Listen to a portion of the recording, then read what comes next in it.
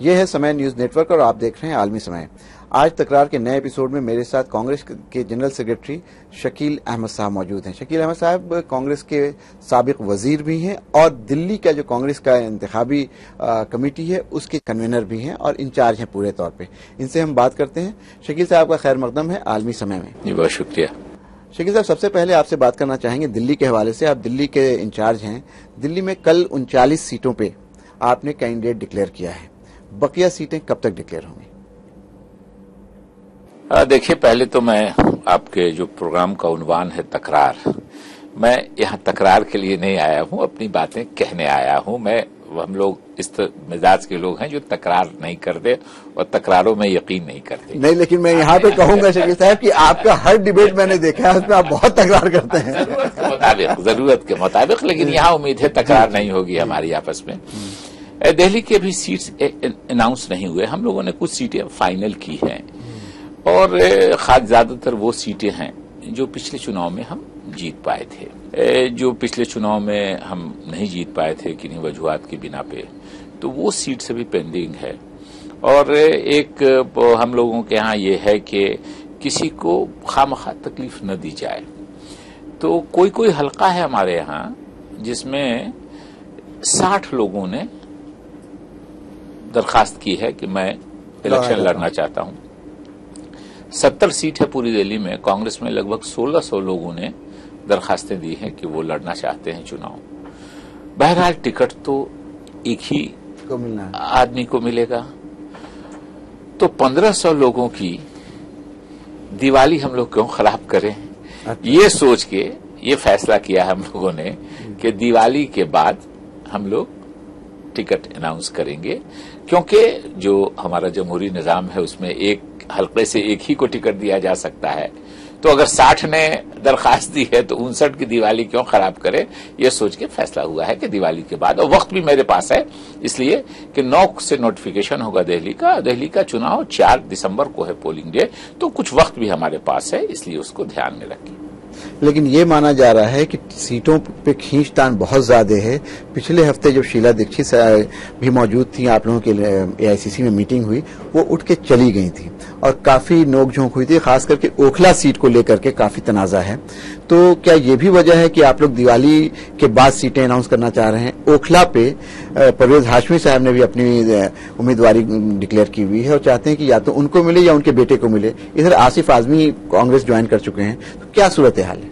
देखिए, परवेज हाशमी साहब हमारी पार्टी के बड़े लीडर हैं, राज्यसभा के मेंबर हैं। उन्होंने ज्वाइन किया है, आसिफ खान साहब ने, जो वहां से आरजेडी के मिले हुआ करते थे, उन्होंने कांग्रेस ज्वाइन किया है। तो और कांग्रेस उन्होंने ज्वाइन किया है, मैंने ही फहरिस्त भेजी थी कांग्रेस की सदर सोनिया गांधी जी के यहाँ, और उनके अप्रूवल से कुछ लोग आए। हमारे यहाँ कुछ शरायत हैं कि कोई कितने दिनों से पार्टी में हो उसको टिकट मिले। उसमें थोड़ा है कि अगर कोई कम दिन से है तो उसको थोड़ी परेशानी होती है। लेकिन वो लोग जिनको कांग्रेस प्रेसिडेंट ने सीधे पार्टी में आने की इजाजत दी है, जो 5-6 लोगों को अभी उन्होंने इजाजत दी। एक और एमएलए हैं नेताजी राम सिंह जी बदरपुर से, जी। एक तरह से उनके मुखालफत में कोई नहीं है। तो परवेज हाशमी साहब और भी लोगों के नाम है, तो उस सीट पर अभी फैसला नहीं हुआ है। और ओखला सीट का दिवाली से बहुत ताल्लुक नहीं है।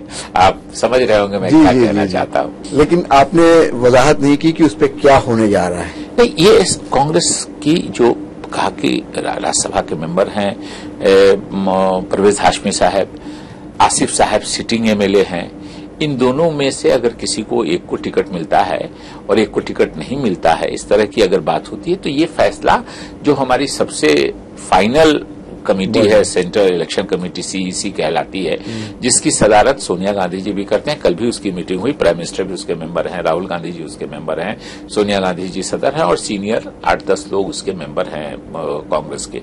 तो वो कमेटी फैसला करेगी आखिरी तौर पे कि अगर इन दोनों में से किसी एक को देना है तो किसको देना है, और अगर किसी नए उम्मीदवार को देना है तो किस नए उम्मीदवार को देना है। आपने एक नई बात कही है शकील साहब। अभी तक तो हम ये समझ रहे थे कि परवेज हाशमी और आसिफ मोहम्मद खान के बीच में ही टिकट को लेकर एक खींचतान है, कोई तीसरा भी है इसमें? कई लोगों ने दरखास्तें दी हैं वहां से। हमारे कॉरपोरेटर्स हैं और भी कुछ लोग हैं। तो जाहिर है कि पार्टी सबों की बात का ख्याल रखती है और एक टिकट तो एक ही किसी को मिलेगा, लेकिन जिनकी जो दावेदारी है उनको एग्जामिन किया जाता है, उन पर गौर किया जाता है। विनेबिलिटी के जीतने का फैक्टर भी है, वो किसके हक में ज्यादा बनेगा। तो इन सब बातों को ख्याल करते हुए पार्टी फैसला करती है। चलिए, दिल्ली इलेक्शन के हवाले से ये माना जा रहा है, जो सर्वे आ रहे हैं कि कहीं ना कहीं इस बार कांग्रेस की हालत बहुत अच्छी नहीं है और शायद सरकार बनाने में कबाहत हो रही है, खास करके इस वजह से कि एक नई पार्टी मैदान में आई है और वो काफी वोट काट रही है। आप आम आदमी की इस जो चुनावी मुहिम को आप किस तरह से देखते हैं और उसका असर आपकी पार्टी पे कितना पड़ेगा? देखिए, मैं इस बात को कबूल करता हूं कि जो सर्वेज हुए हैं उसमें पिछली बार की तरह हमको कंफर्टेबल लीड नहीं है, लेकिन हम लोगों के हिसाब से जो सर्वे हैं और जो हम लोगों ने पेसिमिस्टिक और ऑप्टिमिस्टिक, यानी एक ऐसा जो अपने को कमतर आंक के सर्वे कराया गया और एक अपने को जहां थोड़ा आगे बढ़ा के सर्वे किया, दोनों सर्वेज में कांग्रेस को लीड है और कांग्रेस को हुकूमत बनाने की हद तक सीटें आ रही हैं, इसमें कहीं कोई दो राय नहीं है। ये मैं आज से 10 दिन 15 दिन पहले की बात कर रहा हूं। धीरे धीरे हमारे हालात और ठीक होते जा रहे हैं। और जहां तक आम आदमी की पार्टी की बात है, मैं बिल्कुल इस बात से मुत्तफिक हूं कि कुछ हमारा वोट वो काटेंगे और बीजेपी के साथ मिलकर वो चुनाव लड़ रहे हैं। आपको याद होगा कि कोई कहीं से इलाके से लड़ना चाहता है, लड़े, हर आदमी ये है।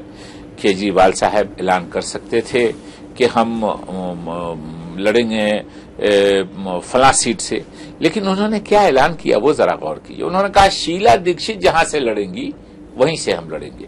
क्यों आप शीला दीक्षित जी के मुखालफत में लड़िए? सिवाय इसके कि वो बीजेपी के जो लोग हैं उनकी मदद करना चाहते हैं, कांग्रेस को कमजोर करना चाहते हैं। दोनों मिलकर चुनाव, दोनों का एक मकसद है कांग्रेस को हराना, और वो अंडर एक तरह से उन्होंने आपस में तय किया है कि हम ऐसे कैंडिडेट्स इलाकों में खड़ा करेंगे जो कांग्रेस का वोट काटे, जिससे बीजेपी को फायदा हो। 1-2 सीट पर शायद बीजेपी उनके मुखालिफ भी कमजोर कैंडिडेट खड़ा करेगी, जो हम लोगों को सियासी तौर पे हमारे वर्कर्स हमको जानकारी दे रहे हैं। मतलब आप ये कहना चाह रहे हैं, एक इल्जाम लगा रहे हैं बड़ा, कि केजरीवाल की पार्टी, अरविंद केजरीवाल की आम आदमी पार्टी बीजेपी की बी टीम है। यकीनी ये हर आदमी जानता है इस बात को। जो हमारे वर्कर्स हैं, जो जमीन पे रहते हैं और जिनके सामने सारी बातें हो रही है, झंडे साथ टांगे जा रहे हैं, झंडों की जगह साथ बताई जा रही है कि कैसे कि किस मोहल्ले में कौन इंपॉर्टेंट आदमी है जो बीजेपी के साथ नहीं है, वो आम आदमी की झोली में कैसे चला जाए। तो ये सारे हमारे जो कैडर्स हैं वो आके बताते हैं। इसलिए इसमें कहीं कोई दो राय नहीं है कि आम आदमी पार्टी और बीजेपी मिलकर चुनाव लड़ रही है। 2-4 सीटों पे, 6 सीटों तक का उनका मामला है, उस पे बीजेपी कमजोर कैंडिडेट देगी जो हम लोगों की जानकारी है, और बाकी सीटों पर जो आम आदमी पार्टी, केजरीवाल जी की पार्टी है, वो कमजोर उम्मीदवार देगी जिससे बीजेपी को फायदा हो। वो ऐसे उम्मीदवार देगी जो कांग्रेस का वोट काट सके। ठीक है साहब, ये बताइए कि ये बात आपकी समझ में आ रही है, लेकिन ये बताइए कि वो कौन से मुद्दे हैं जिनकी वजह से कांग्रेस को इस बार ज्यादा दुश्वारी उठानी पड़ रही है दिल्ली के इलेक्शन में? नहीं, कोई नहीं। जो हमारी सरकार ने काम किया है, जो शीला दीक्षित जी की सरकार ने काम किया है, आप किसी हमारे बड़े से बड़े सियासी मुखालिफ से बात कर लें, इस बात का एतराफ करेगा कि शीला दीक्षित जी की हुकूमत में काम हुए हैं। यहाँ पे रोकना पड़ेगा, वक्त हो गया है ब्रेक का। ब्रेक के बाद वापस आएंगे तो इसी पे चर्चा जारी रहेगी।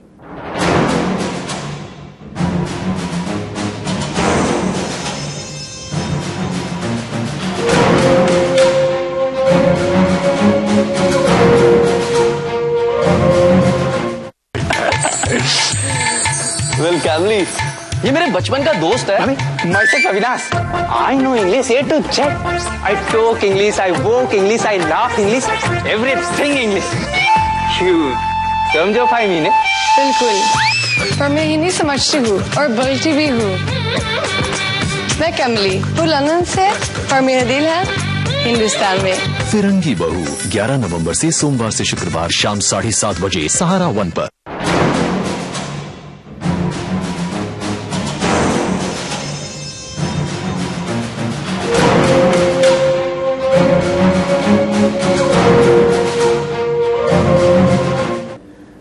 ब्रेक के बाद आपका फिर से खैर मकदम है। आप बता रहे थे कि शीला दीक्षित ने बहुत काम किया। देखिए, बहुत एक छोटी सी मिसाल आपको देता हूं।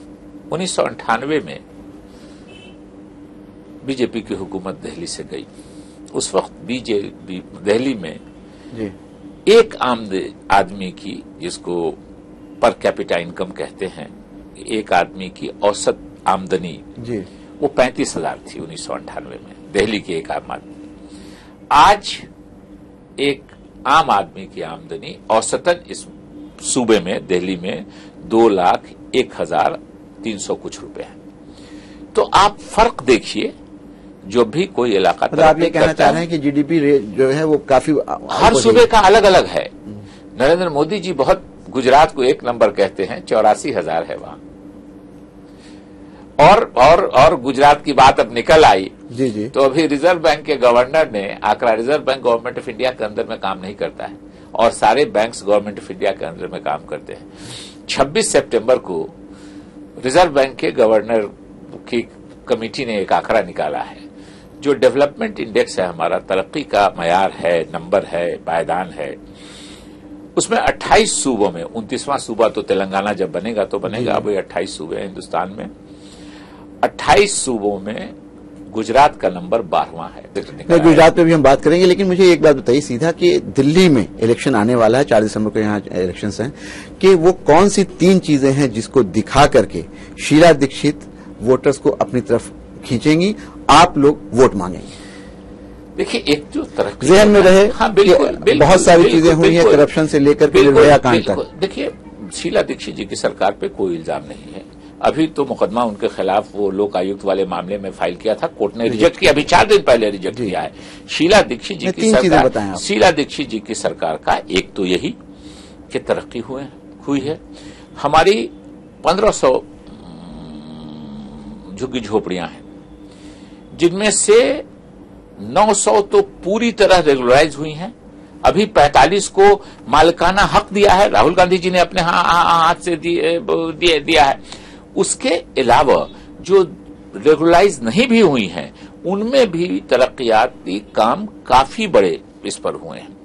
जो फ्लाईओवर्स हैं, जो यानी काम अगर मैं गिनाने लगूं तो शायद आपका पूरा वक्त काम ही पर है। लेकिन शकील साहब, दिल्ली की लॉ एंड ऑर्डर को लेकर के बहुत बातें होती हैं। ठीक है, शीला दीक्षित का वो डोमेन नहीं है, लेकिन ये कि कहीं ना कहीं मरकजी सरकार आपकी है और वो भी कांग्रेस ही देख रही है।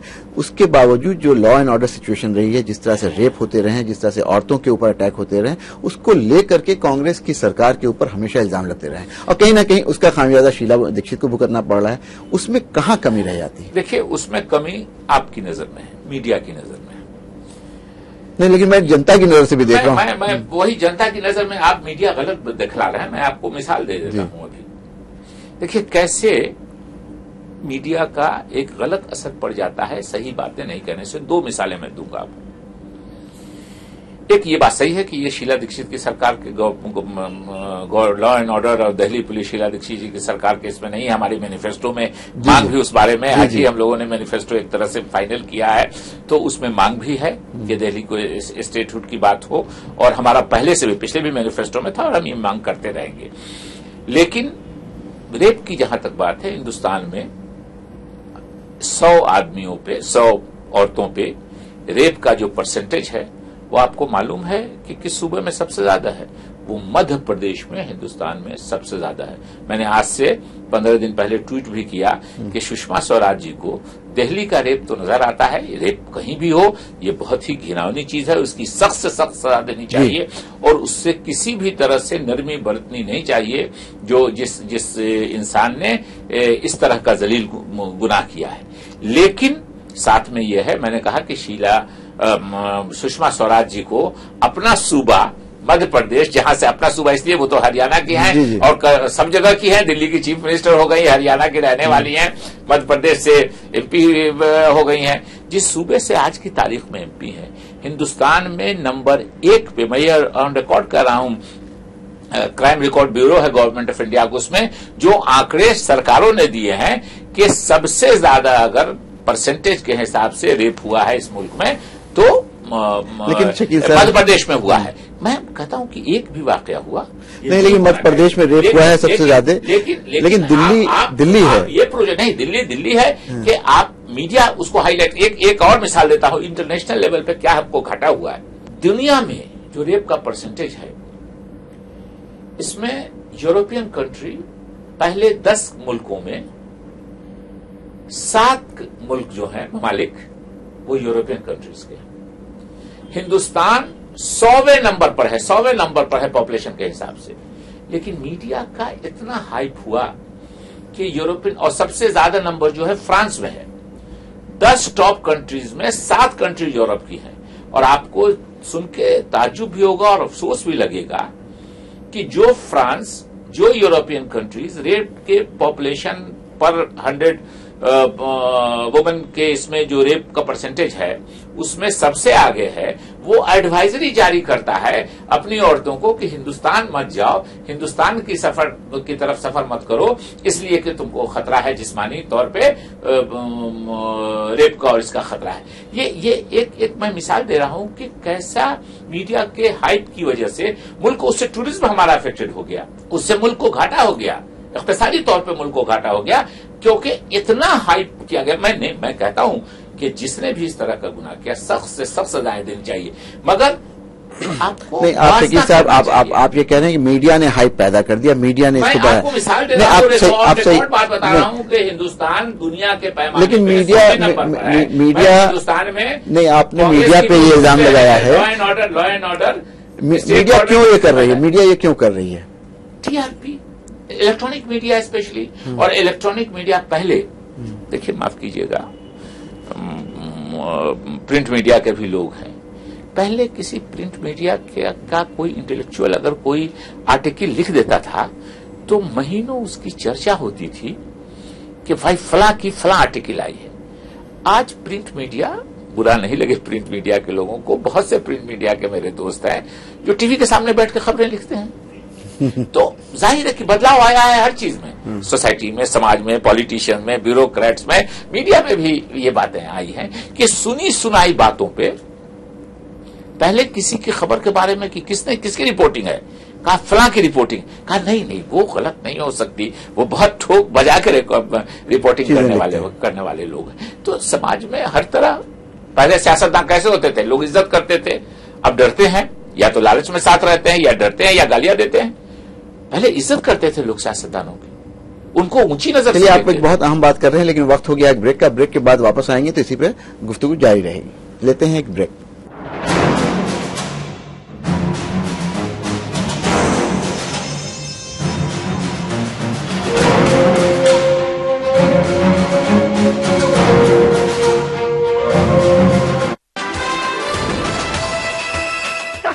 हम सब में कृष है। मैं भी कृष हूँ, कृष्ण ने कहा था। मेरे पास भी है। मेरे पास भी है। मेरे पास भी है।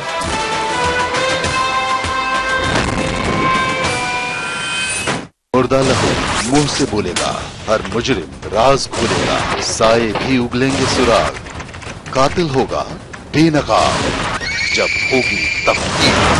देखिए सनीचर की रात 9:30 और इतवार सुबह 11:30 बजे, सिर्फ आलमी समय पर।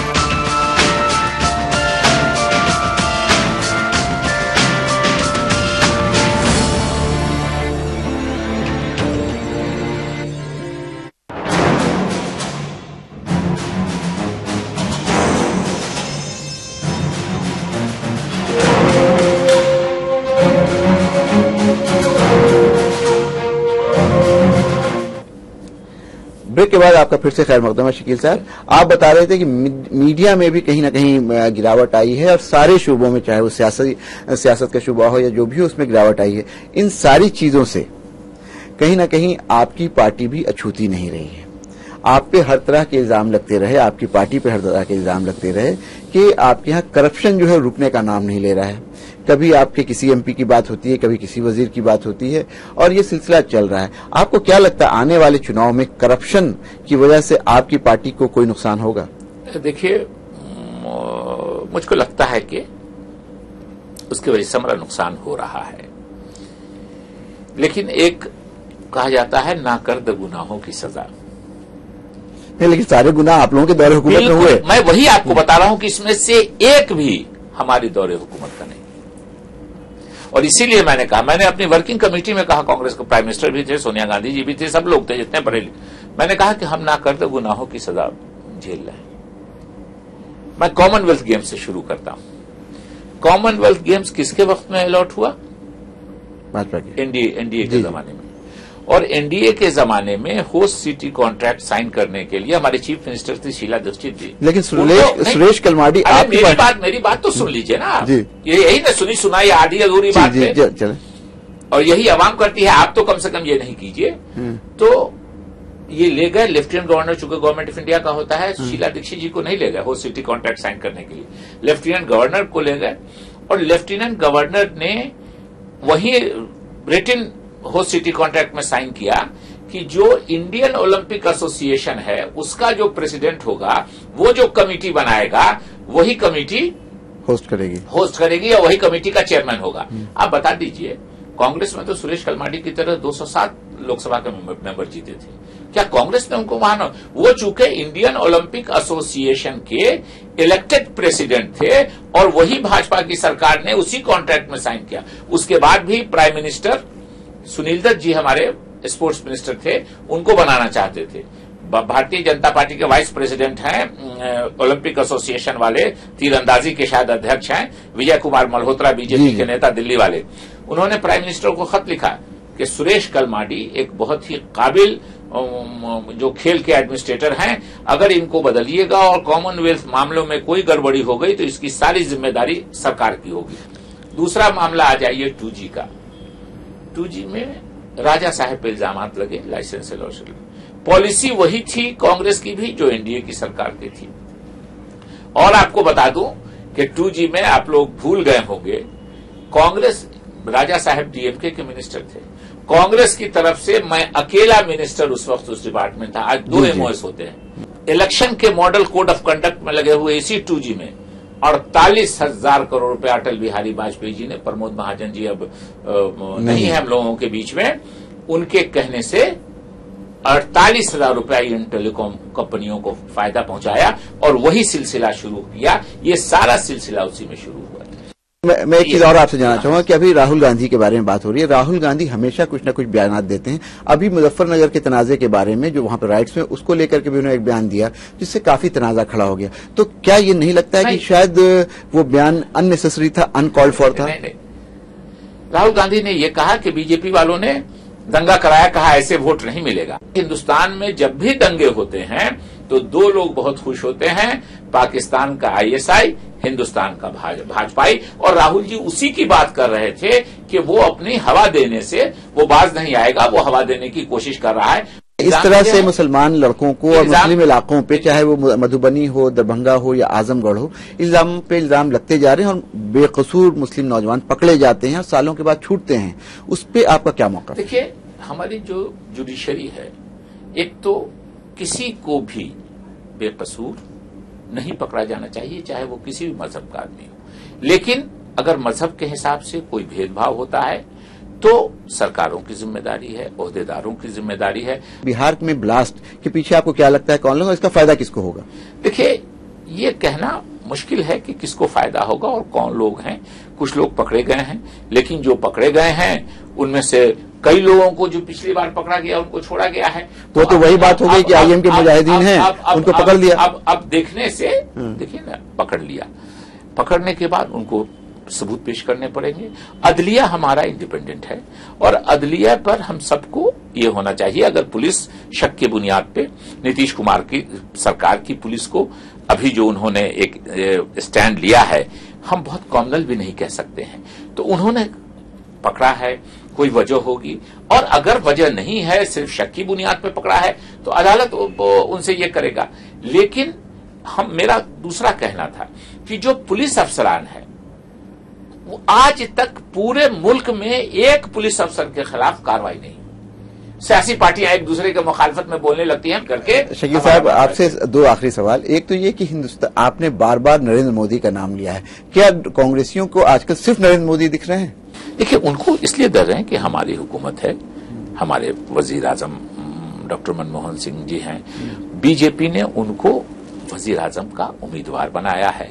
कोई अगर कहता है, और वो एक तरह से मैंने पहले भी कहा कि मैंने आज का मेरा ट्वीट पढ़िएगा, मैं ट्विटर पे हूं इसलिए कि आज का मैंने ट्वीट किया है कि सोनिया गांधी जी के इलाज पे 1880 करोड़ रुपए खर्च हुए। चाइना अपने जीडीपी का 20% एजुकेशन पर खर्च करता है। सच्चाई यह है कि 4% करता है। सच्चाई यह है कि सोनिया गांधी जी के इलाज में सरकार का 1 पैसा खर्चा नहीं। ये सब नरेंद्र मोदी जी का ये है। और कल उन्होंने कहा है कि सरदार पटेल की जो फ्यूनरल था, जो बेरियल उनका या फ्यूनरल उनका था, उसमें पंडित नेहरू नहीं गए थे। फोटो के साथ आज ही टाइम्स ऑफ इंडिया ने निकाला है उस दिन का जब पंडित नेहरू उसमें शामिल हुए थे। तो मैंने लिखा है कि मोदी जी ये बोलते हैं, ये झूठ झूठ झूठ और झूठ के सिवा कुछ नहीं बोलते हैं। तो इसीलिए एक आदमी जो वजीर आजम का उम्मीदवार जिसको किसी पार्टी ने बनाया हो, वो अगर लगातार इस तरह झूठ बोलेगा तो जाहिर है कि वो चर्चे में रहेगा, उसका लोग मजाक उड़ाएंगे। कुछ दिनों के बाद उससे दिलचस्पी कम होगी। लेकिन अभी जरा लोगों को अच्छा लगता है, मजा आता है कि ये आज शख्स लगातार हर मीटिंग में अपने झूठ बोलता है। मैंने एक और भी किया कि जो ये बहुत पुरानी एक कहावत है कि जब भी आप किसी जगह तकरीर करने को खड़े होइए तो अपने को दुनिया का सबसे काबिल आदमी समझिए और सुनने वालों को सब बेवकूफ समझिए। नरेंद्र मोदी इसी पॉलिसी पे अमल कर रहे हैं। चलिए शकील साहब, आपसे सिर्फ एक सवाल जानना चाहूंगा। आप चूंकि कांग्रेस के जनरल सेक्रेटरी भी हैं, कि कांग्रेस इस बार इलेक्शन में, आने वाले इलेक्शन में बिहार में किसके साथ तालमेल करने जा रही है, और उत्तर प्रदेश में आप किसके साथ इलेक्शन का अलायंस करने जा रहे हैं? देखिए, उत्तर प्रदेश की मुझको बहुत जानकारी नहीं है, वो उत्तर प्रदेश के जो इंचार्ज हैं वो बता पाएंगे। लेकिन एक मोटा बिहार के बारे में बता सकते हैं कि बिहार में अभी कोई फैसला नहीं हुआ है। हम लोगों से, लेकिन ये माना जा रहा है कि आप लोगों की बात नीतीश कुमार से हो रही है। हम लोगों से भी राय ली गई है और हम लोगों ने भी अपनी बात कही है उसमें। लेकिन हमारे यहाँ सेंट्रल लेवल पे एक एंटोनी जो डिफेंस मिनिस्टर जी, उनकी क़यादत में एक कमेटी है जो अलायंसेस पे फैसला करेगी कि किसके साथ अलायंस किया जाए, किस सूबे में किसके साथ, दूसरे के साथ अलायंस किया जाए, किस सूबे में किसी के साथ नहीं किया जाए। ये फीडबैक सब उनको मिल रहा है। और उसके बाद मैं समझता हूं कि असेंबली के जो अभी 4-5 सूबों के चुनाव हो रहे हैं, ये जब खत्म हो जाएंगे इसके बाद वो दौर चलेगा, क्योंकि इसके बाद पार्लियामेंट का इलेक्शन एक तरह से सामने नजर आ जाएगा। पार्लियामेंट के इलेक्शन में आपको क्या लगता है कि अगली बार फिर यूपीए की सरकार आएगी? उसमें कहीं कोई दो राय नहीं है। जितने सर्वे दिखाया है हमको, जिसने सबसे कम भी दिखाया है उसने हमारी आधी सीटें भी शुक्ल पार्टी में किसी को नहीं दिखाई है। तो इसमें कहां कोई आपको ये लगता है तीसरी बार भी यूपीए की सरकार बनेगी और मजबूत, पिछली बार से ज्यादा मजबूत सरकार बनेगी।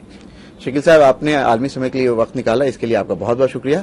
आज तकरार में बस इतना ही। अगले हफ्ते फिर किसी नई शख्सियत के साथ आपसे मुलाकात होगी। मुझे इजाजत दें। आदाब।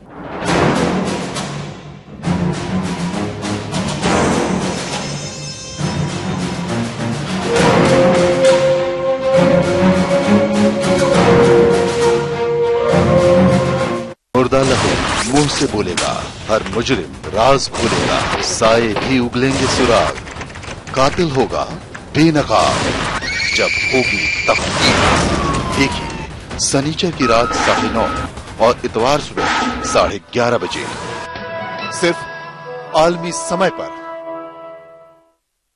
हिंदुस्तान की शान उर्दू का तर्ज बयान, समाज का आईना, हालात का तर्जुमान, आपके मसाइल आपकी जबान, खबरों की समझ, इंसाफ का कारवां।